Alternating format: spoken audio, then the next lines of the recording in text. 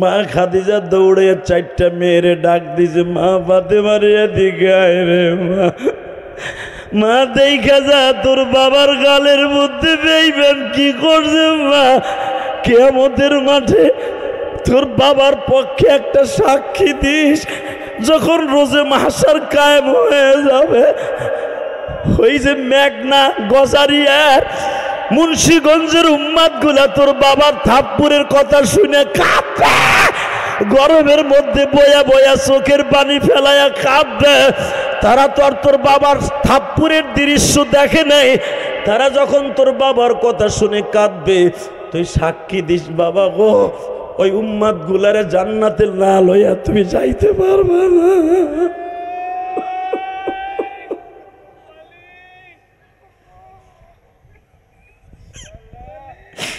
আমি বলি নাই গো বাবা, জীবনে ওয়াজ বছরকে বছর শোনা লাগে না, একটা রাত্র শুনলেই যথেষ্ট বাবা। আমার নবীর জন্য যাদের চোখে পানি, ও বাজান আপনার মৃত্যুর সময় আপনার ছেলে মেয়েরা থাকবে বাজান কবর পর্যন্ত, কিন্তু কবরে কেউ থাকবে না গো বাবা। একজন মাত্র বান্ধব তোমার কবরের পাশে থাকবে, সে হলো আমার নবী, আমার নবী, আমার নবী। নবীর কথা শুনে যদি কারো চোখে পানি আসে, ওই মানুষটা কোনোদিন বাবা নবীরে না দেখা মৃত্যুবরণ হবে না। মৃত্যুর সময় আমার নবী আপনার বালিশের পাশে থেকে বললে, উম্মত রে তুই যে ওই যে কানসিলে রায়পাড়া বসিয়া, বড় রায়পাড়া বসিয়া গরমের মধ্যে মানুষের শরীর দিয়ে পানি বের হয়েছে আর তোর চোখ দিয়ে পানি পড়ছে, লক্ষ লক্ষ ফেরেশতারা প্রতিযোগিতার মাধ্যমে রানিং ক্যামেরা দিয়ে আমি নবীর রওজায় নিয়ে আসছে তোর চোখের পানিটা। আমি নবী সেদিন তোর চোখের পানিটা রেকর্ড করে রাখছি। দেখো আমার বাজানরা কান্দে মারি, দামি দামি মানুষ কান্দে, কার জানু মা নাই বাবা নাই গো বাবা। বাবা যেই জমিনে বঙ্গবন্ধু ঘুমিয়েছে, ওই জমিনে আমার জনম দুঃখিনী মা ঘুমিয়েছে। আমার জনম দুঃখিনী মা 12 বছর বয়স আমার রাইখা কবরে চলিয়ে গেছে। হ্যাঁ মুন্সিগঞ্জের বাইরে, গজারিয়ার বাইরে, আমি জানি এখনো কার জানো মা নাই গো। আমার 12 বছর বয়সে আমি যখন কোটালীপাড়া চলে যাব মাদ্রাসায়, আমার মা সকালবেলায় 1 প্লেট দুধ ভাতের মধ্যে আমার বাবার পালা গাভীর থেকে দুধ বের করে আমার মা আমার 1 প্লেট দুধ ভাতের মধ্যে হাতটা চেপে ধরে আমাদের গোপালগঞ্জের ফরিদপুরের মিঠাই বাবা গুড়ের মধ্যে আমার মা চাটকায় আমার গালে খাওয়ায় দেয়, বলে লিয়াছে হতে পারে পরের তারিখ মাদ্রাসার থেকে আসবি, আমি মার খাবার আর তোর কপালে। আমার কোটিপতি ভাইরা, আমার মতো কে মা হারাইছো আমি জানি না।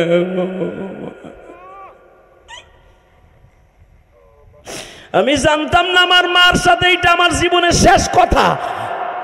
সকালবেলা আমার মা দুধ ভাত আমারে খাওয়াইয়া দিয়ে বিদায় দিয়ে দিল বাবা। আমি পরীক্ষার হলের মধ্যে আমার কানে খবর গেল আমার জনম দুঃখিনী মা নাই গো।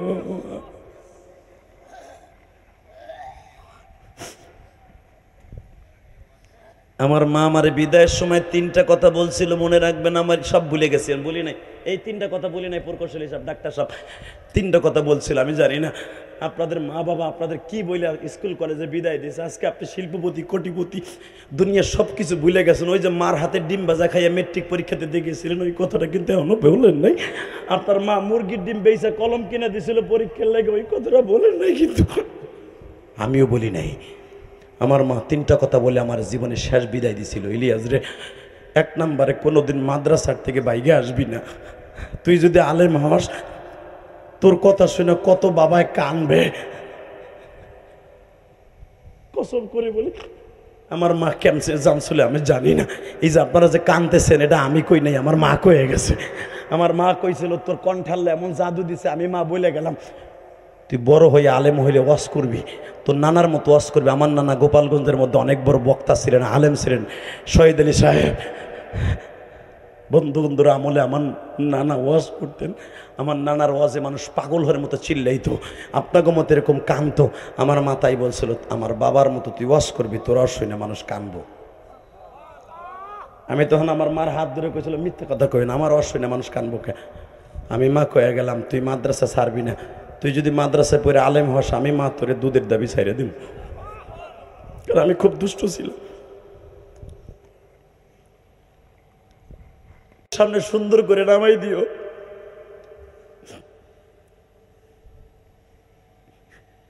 ইলিয়াস মা তুই যদি কোনোদিন টাকার মালিক হস তোর নানার মতো একটা মসজিদ মাদ্রাসা বানাবি। এটা আমার মার শেষ কথা। আমি কসম করে বলে গেলাম আমি ইলিয়াসুর রহমান যদি আমার মতো একটা মোল্লা কোটি কোটি টাকা খরচ করে মসজিদ মাদ্রাসা বানাইছি কেরানীগঞ্জ, শুধু কেরানীগঞ্জ না আমার গ্রামের বাড়ি তো গোপালগঞ্জ আমি মসজিদ বানাইছি। আমার এই রক্ত পানি করা পয়সা দিয়ে ওর কাছে জিজ্ঞেস করো, কি নাম জানি তোমার, আবুল হোসেনরা জিজ্ঞেস করো, ও গেছিল আমার মসজিদ দেখতে। আমার বাড়ির সামনে 12 তলা 14 তলা এক একজনের বিল্ডিং আছে, কেউ এক বস্তা সিমেন্টও আমার মসজিদে দেয় নাই। আমার এই ঘাম ঝরানো পয়সা, ওয়াজের পয়সা এবং আমার 2টা বাড়ি বেচা পয়সা, আমি কেরানীগঞ্জ হাসনাবাদের 2টা বাড়ি বেচছি, বসুন্ধরার মধ্যে 2টা বাড়ি বেচা আমি মসজিদ করছি আমার মায়ের জন্য।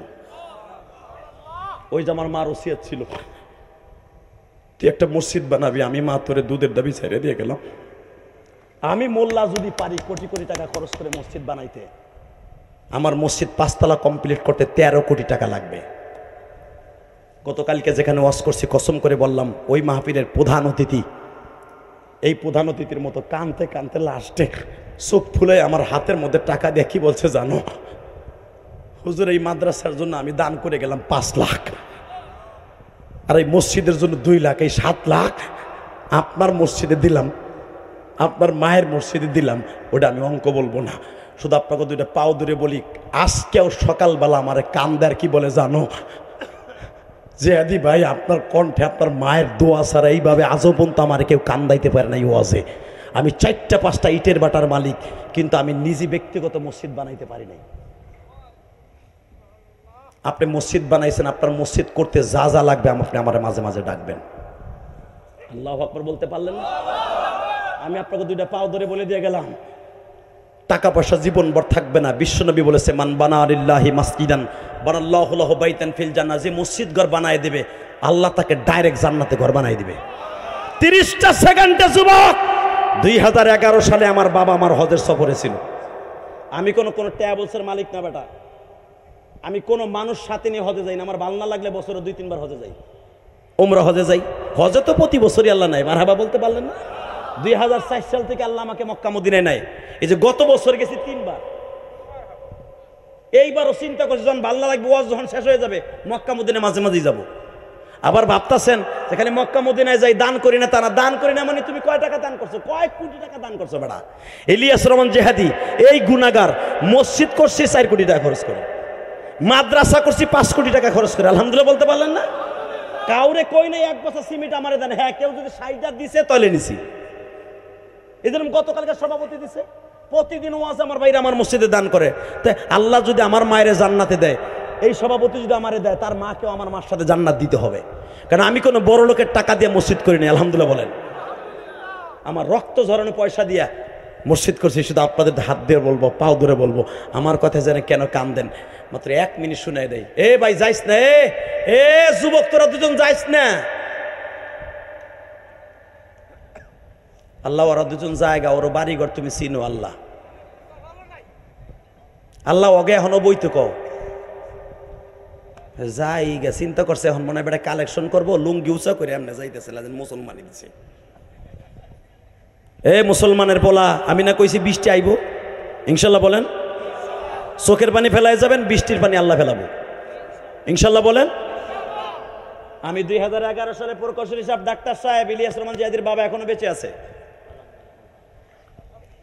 গত সপ্তাহে আমার আব্বার হাতে আমাকে মসজিদে 1 লক্ষ টাকা টাইলস কিনে দিয়া গত সপ্তাহে, এরপরে ওয়াজে গেছি বরিশাল। আলহামদুলিল্লাহ বলতে পারেন না? কারণ বরিশাল যাওয়ার সময় আমাকে বাড়ি বাজে।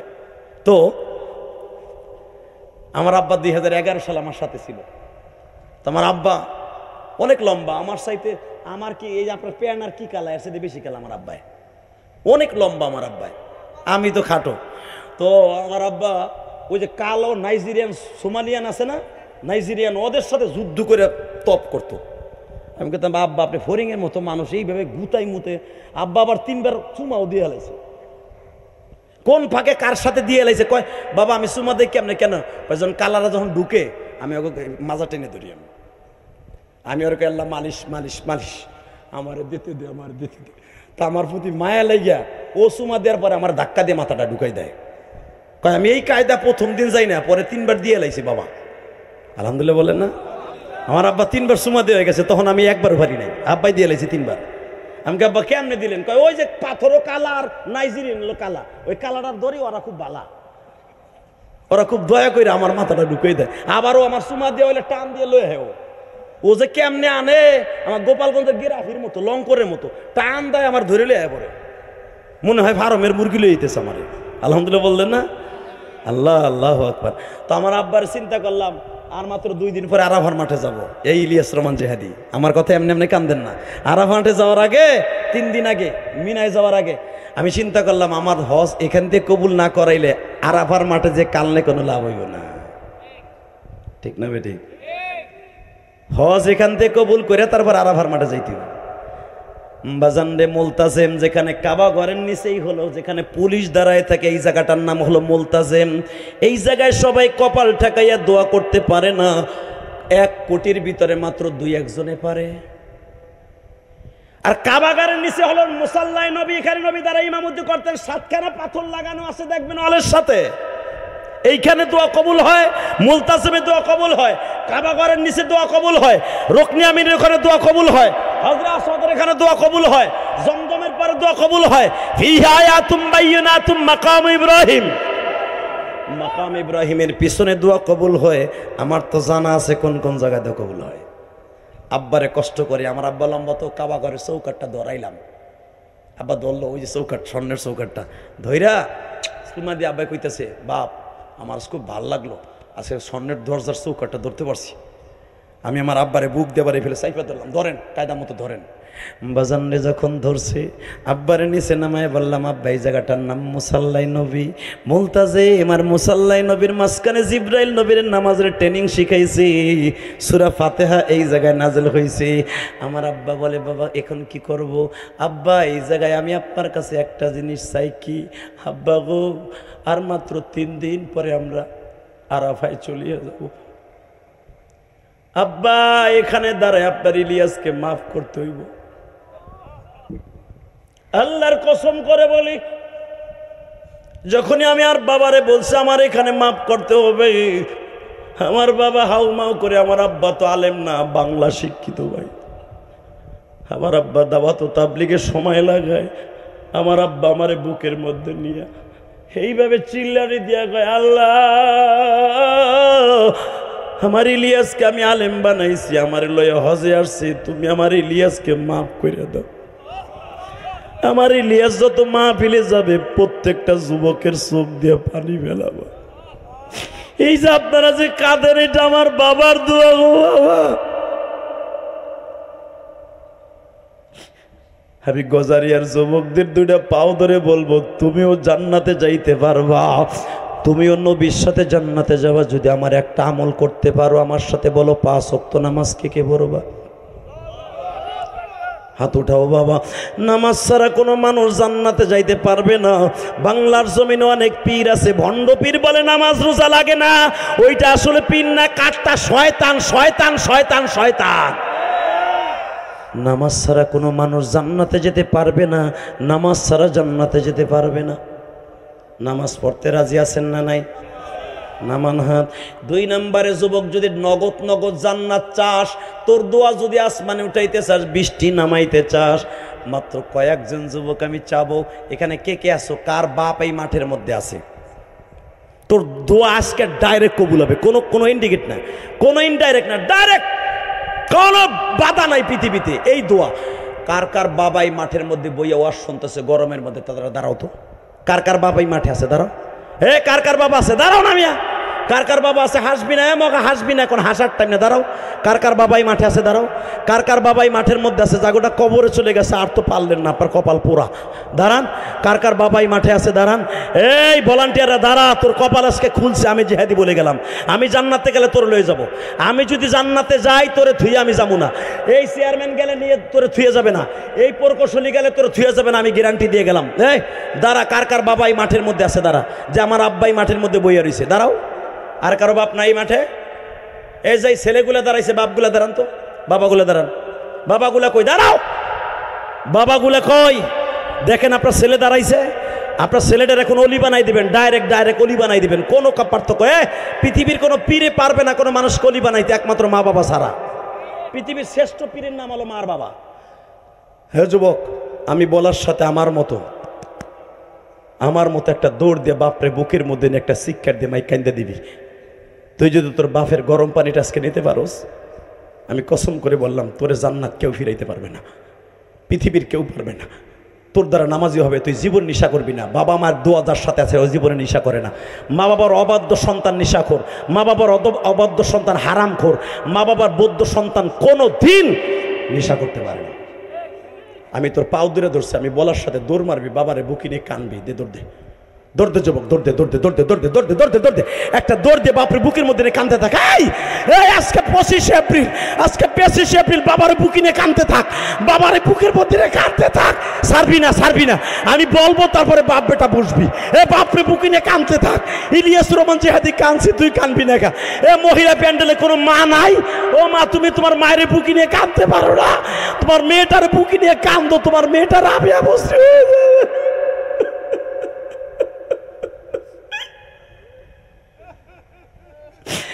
আমি বাপদেরকে বলবো, সন্তানটার পিঠের মধ্যে কি নাওয়ায়া পোষাইয়া দিয়া কাইন্দা দিয়া বলেন, বাপ আমি তোরে মাফ করে দিয়েছি।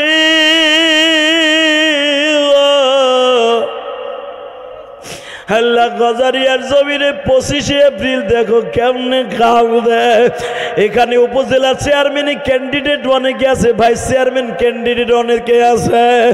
আল্লাহ তুমি তো পারবা চোখের পেনের বিনিময়ে চেয়ারম্যান বানাইতে, তুমি ছাড়া কেউ বানাইতে পারবে না। কিন্তু অনেক চেয়ারম্যান হবে ঠিকই, জনম দুঃখিনী মা নাই, বাবা নাই। এই যে দামি দামি, কত দামি দামি পয়সার মালিক আছে, কিন্তু জনম দুঃখিনী মা পয়সা নাই, বাবা নাই, তারা কার কাছে মাপ চাইব?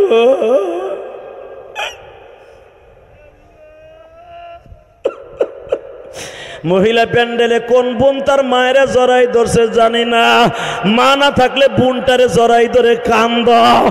এক বোন আর এক বোনরে জড়াই ধরে বলে, বোন রে বাবা তো আমাদের বিয়া দিয়া কবরে চলে গেছে, বাপ তো আজকে নাই, মা চলে গেছে, কার কাছে মাপ চাই?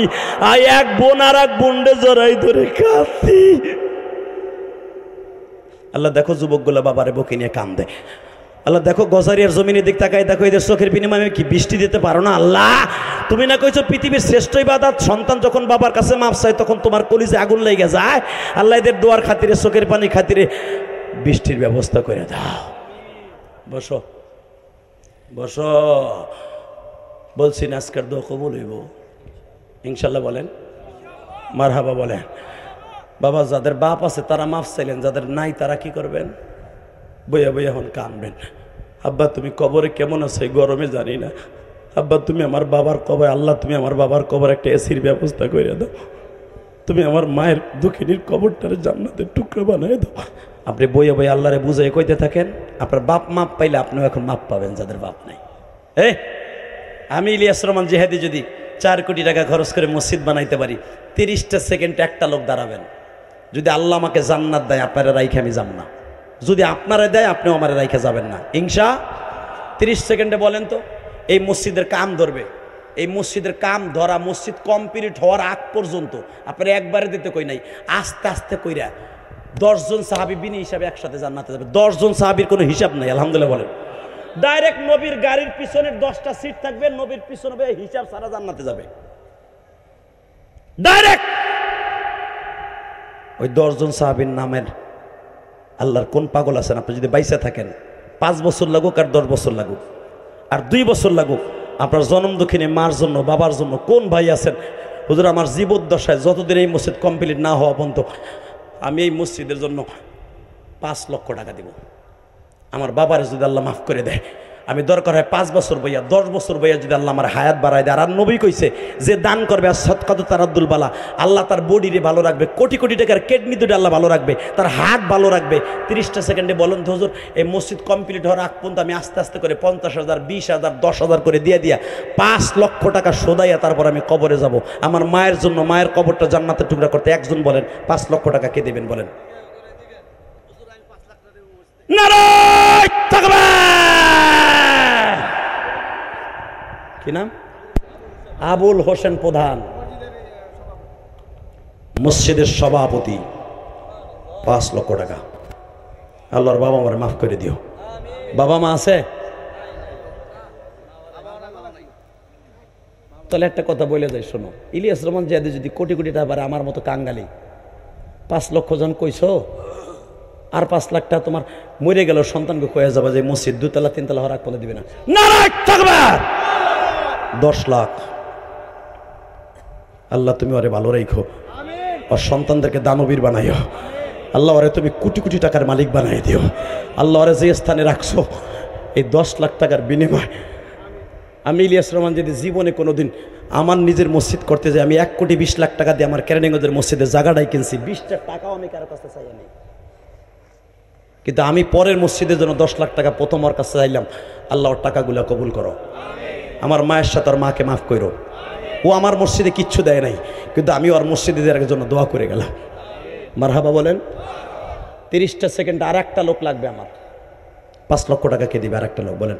5 লাখ। 5 লাখ বলেন। 1 মিনিটে বলবেন, আমি প্রাণ খুলে দোয়া করে দেব। আপনার সম্পদ পৃথিবীর কেউ উল্লুণ্ঠন করতে পারবে না। জান্নাতে আপনার একটা শেয়ার হবে। বলেন। নবী যদি বলে থাকে যারা মসজিদে দান করবে, আল্লাহ তাকে জান্নাতে ডাইরেক্ট জান্নাত দান করবে। বলেন কে দিবেন 5 লাখ টাকা? আপনার 1 বছরে দিতে হবে না, আপনি 5 বছর বইয়ে দেন, 10 বছর বইয়ে দেন, কে দিবেন 5 লাখ টাকা? বলেন কে? আমি জানি আমার ভাই ডক্টর আব্দুল মান্নান সাহেবের কোটি কোটি টাকা দানের অভ্যাস আছে। ইলিয়াস রহমান জিয়াদির মাহফিলে তার আপনি বসেন নাই, আপনি অন্য মসজিদে অনেক দিচ্ছেন আমি জানি। খালি একটা ওয়াদা করেন, আমি আপনার জন্য একটু প্রাণ খুলে দোয়া করে দিয়ে যাই। আপনি আস্তে আস্তে করে যতদিন বাইসে আছেন, বাইসে মরার আগ পর্যন্ত, কবে মরবেন তা তো জানেন না। কোন হুজুর আমি 5 বছর 10 বছর লাগাই যদি আল্লাহ আমার আল্লাহ ভালো রাখে, এর ভিতর আমি 5 লাখ টাকায় মসজিদে দিয়ে আমি মৃত্যুবরণ জানি আল্লাহ আমাকে করায়। কোন আমি জানি আপনার মন অনেক বড়।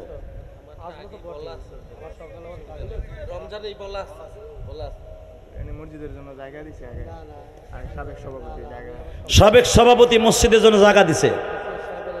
নারায়ে তাকবীর। জায়গাও দিছে, 6 লাখ টাকাও দিবে। দেয় কে? নেয় কে? এই জায়গা কি হের? আল্লাহর জায়গা, আল্লাহর নামে। আমি কি সেই ঘরের মালিক? আহা, কোটি মনসুর গানটা লিখে গেছে ঠিকই, ফকির আলমগীর গায়ে গেছে, আমার মাদারীপুরের ছেলে, আরো অনেক শিল্পী গাইছে, কিন্তু গানটা কিন্তু কোরআন শরীফের কথা। বলেন না, পরের জমি পরের জায়গা পরের জমি ঘর বানায় আমি রই, আমি কি সেই ঘরের মালিক? মারহাবা বলেন। বলবো না, বহেন আপনি।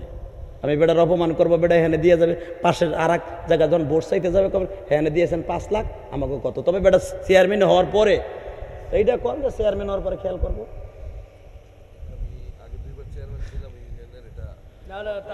তবে আপনার অনেক অবদান আছে। আমি আপনাকে আর এক মাহফিলে দেখছি মনে হয়, আলহামদুলিল্লাহ বলেন। আপনার ইউনিয়নে মনে আর একটা মাহফিলে আমি দেখছি, আপনার কলিজা অনেক বড়। উনি ওয়াদা করলেন না, তবে উনি এই মসজিদটার প্রতি খেয়াল রাখবেন। দরকার মারহাবা। আল্লাহ ওনাকে আবার বানায় দেখে। আরো জোরে কোন, আরো জোরে, আরো জোরে। তা আমি গোপালগঞ্জের পোলা দোয়া করে গেছি, আমার শাশুড়ি ক্ষমতায়, আমার দোয়ার একটা ধাক আছে না, আর গোপালগঞ্জের দোয়া নেই, ডাইরেক্ট যায়। আমার শাশুড়ি শেখ হাসিনা কইছে 41 সাল পর্যন্ত থাকবো, বাইসে থাকলে থাকতেও পারে। এই মুসলমানের পোলা দুটা ফাউ ধরে কয়ে দিয়ে যায়, ক্ষমতা দেয় কে? নেয় কে? জোরে কন, আরো জোরে। তা না হলে চিল্লাপাল্লা কিন্তু কম হয় না ইলেকশনের আগে। 7 তারিখ ভোট আমার শাশুড়ি দিয়ে দিছে, মন্ত্রী হয়ে গেছে, ইচিং কিং পাকায়, বেডারাও ক্ষমতায় আছে। যদি হইতো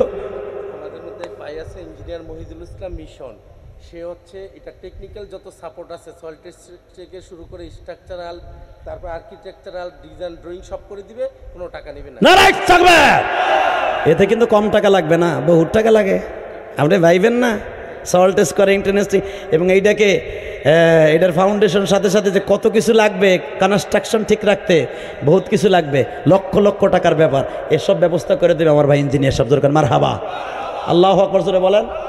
ভাই যান আপনি, আপনার বসা করে আমার মাফ করে দিয়ে। না না, আপনি আমার মসজিদে লেগে দোয়া করেন, আমি দোয়া করি আল্লাহ আপনাকে আর আবার বানায় দিক। জোরে করে আমিন। কিন্তু আমার মসজিদে কিছু দেওয়া যায় নাই, আমি তার কাছে চাইও না, শুধু দোয়াটা চাইছি। আলহামদুলিল্লাহ বলেন। তার জন্য আল্লাহ আবার চেয়ারম্যান বানায়, চেহারাটাও সুন্দর, অন্তরটাও সুন্দর, আপনারা ভোট দিচ্ছেন, এতে আমি খুশি। জোরে করে আমিন। এদিক তাকান, চেয়ারম্যান সাহেব যাবে, তার সাথে আর কেউ যাবে না, তার সাথে যারা একবারে ঘনিষ্ঠ ছাড়া। আর আমি আর আপনি একসাথে যাই না। আরে ভাই আসেন আসেন, আর মাত্র 2 মিনিট কথা শেষ করে দেন। আপনি কি ভাবতেছেন আমি কি রাত ভোরের কন্ট্যাক্ট লিয়ে আইছি? 2 ঘন্টা পেরে ওয়াজ হয়ে গেছে। এদিক আমার দিকে তাকান, আর মাত্র 2-3টা লোক দাঁড়াবে।